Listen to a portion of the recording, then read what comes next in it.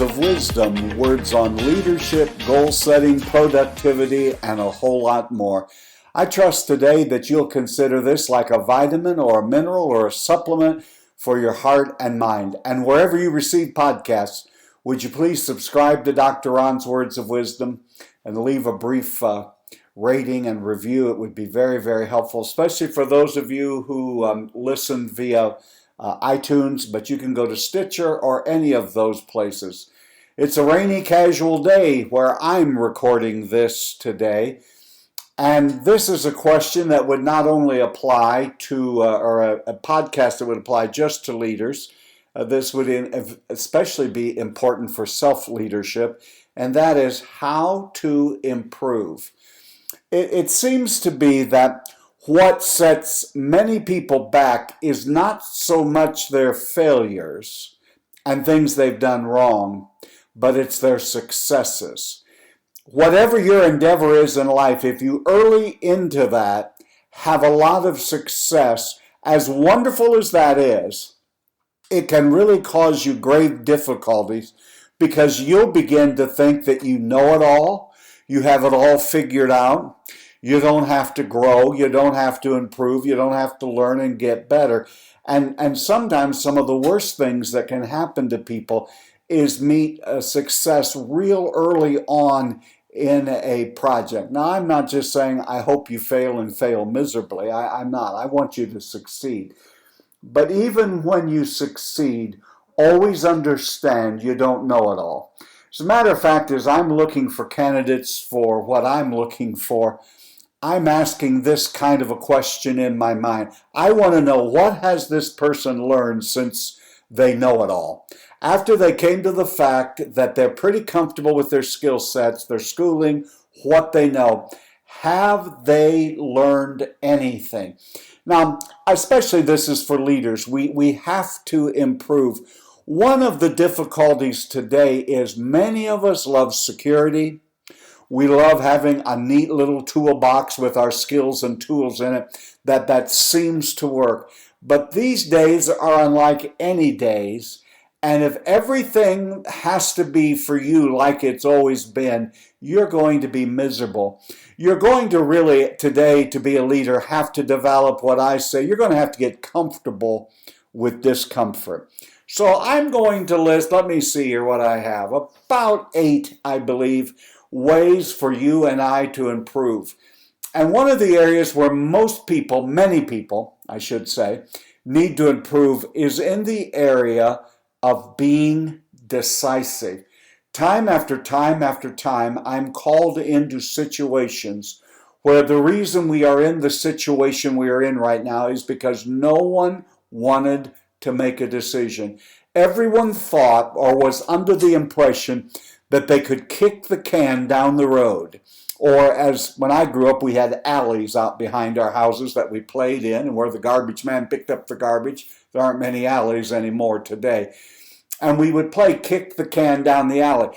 Unfortunately, I get called in because they've lost the can and there's no more alley. And no one wants to make a decision. I think too many of us are more concerned about safety than we are being a leader and making the most prudent decisions. In any moment of decision, the best thing you can do is the right thing.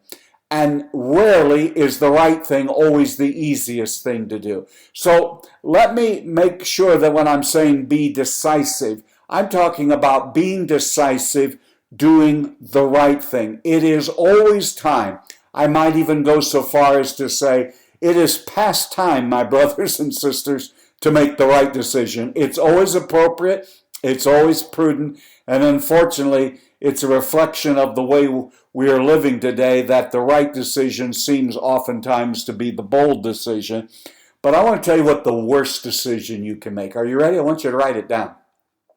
The worst decision you can make is to do nothing. Somehow we think that doing nothing is buying us time and it's just forestalling an inevitable decision.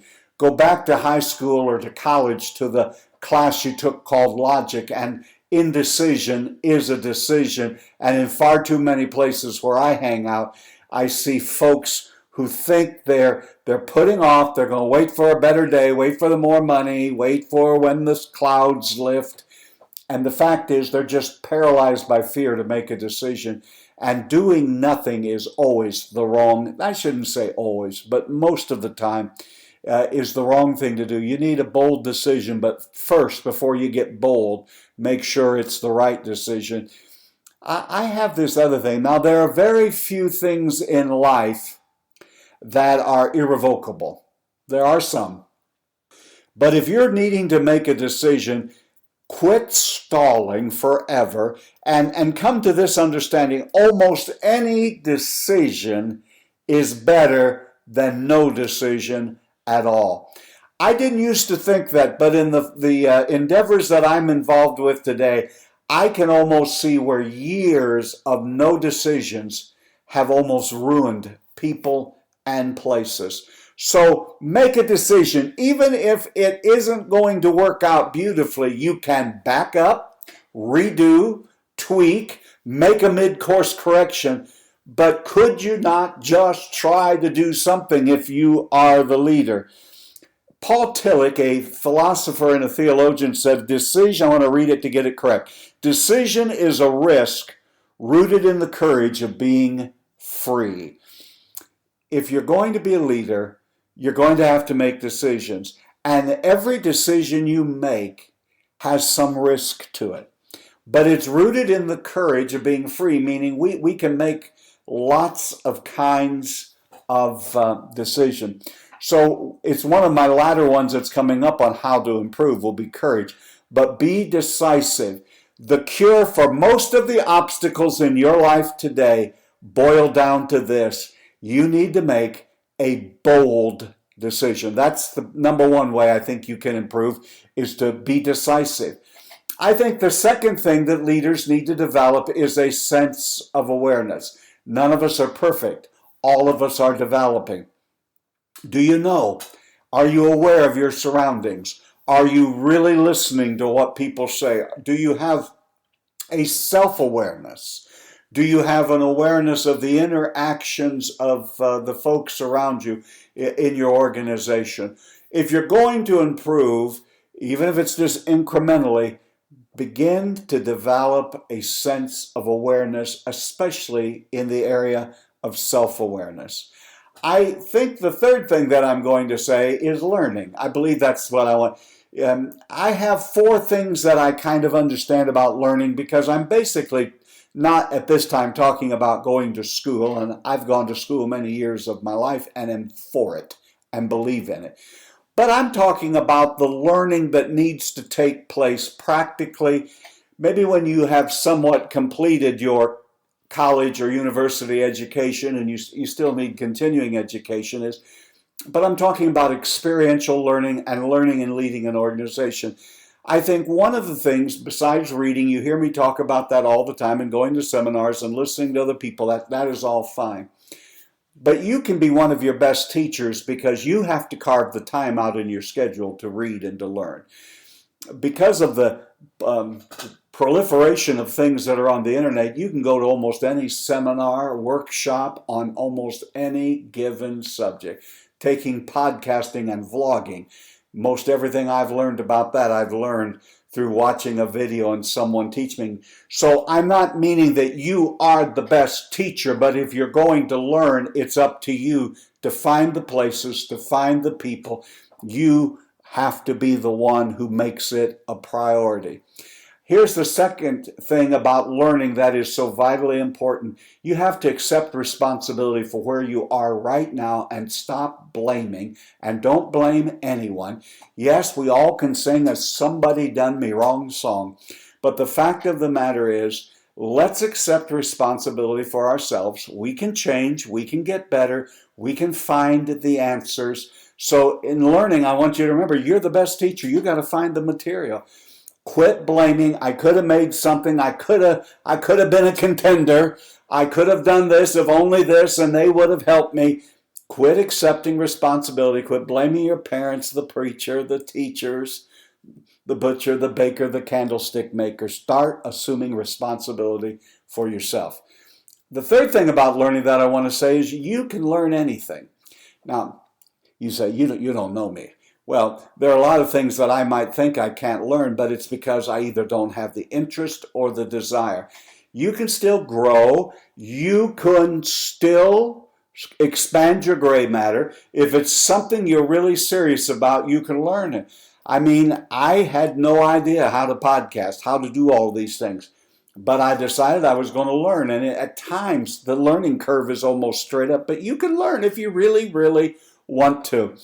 And understanding that some of your wisdom and some of the knowledge that you have comes from reflecting on your own experiences. I think one of the areas of my life that I really wasted was I really didn't reflect a lot on certain experiences, both good and bad.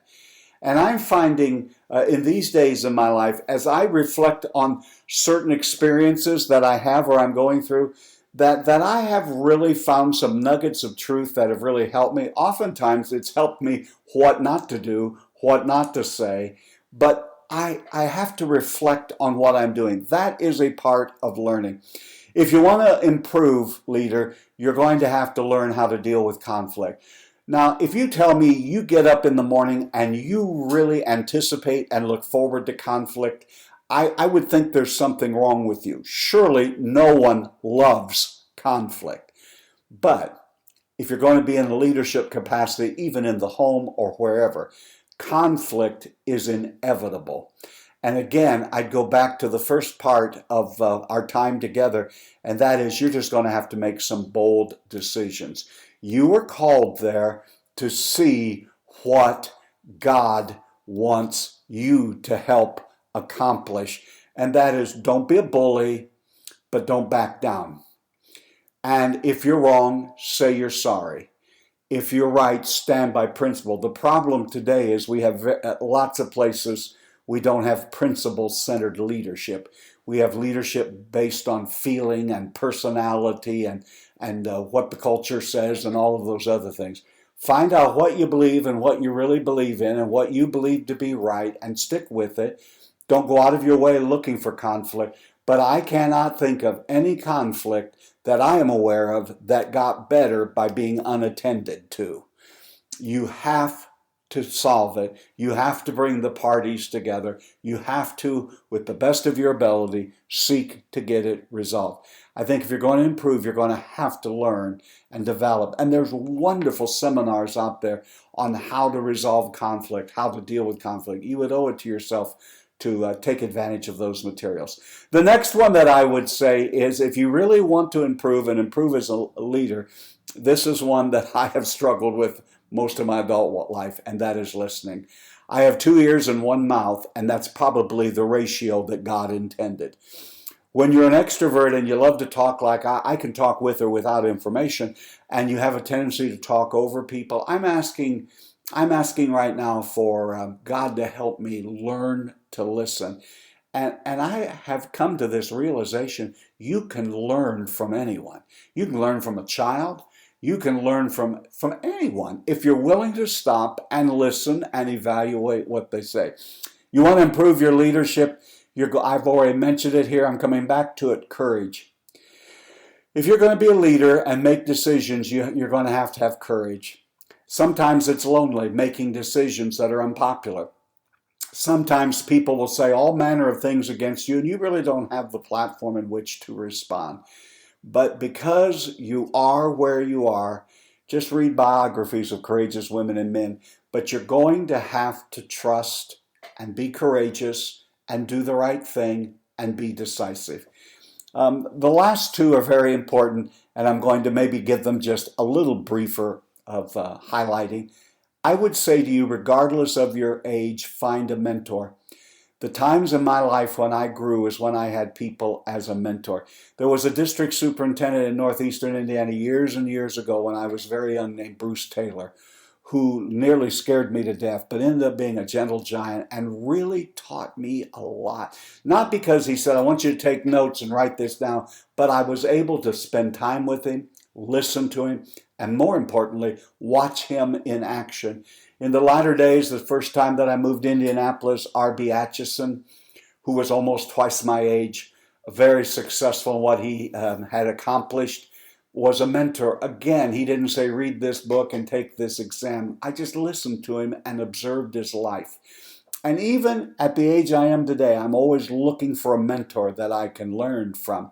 The reverse is also true. Find someone that you can be a mentor and a coach to. And the last thing that I think you need to know about if you want to really improve where you are today, and that's be flexible. I'm almost thinking that of all the symbols that may highlight leadership, perhaps one of the most unsung illustrations is a pretzel. You're going to have to learn to be flexible. Remember when I said years ago, nothing much changed, everything stayed the same, and we all got comfortable as this is what you do here, this is what you do next. But we're in uncharted territory where everything seems up for grabs, and past experiences may not carry the same weight today. Now, I'm saying before you can be flexible, you have to have a firm foundation and know what you believe and why you believe it. But you're going to have to learn how to be flexible.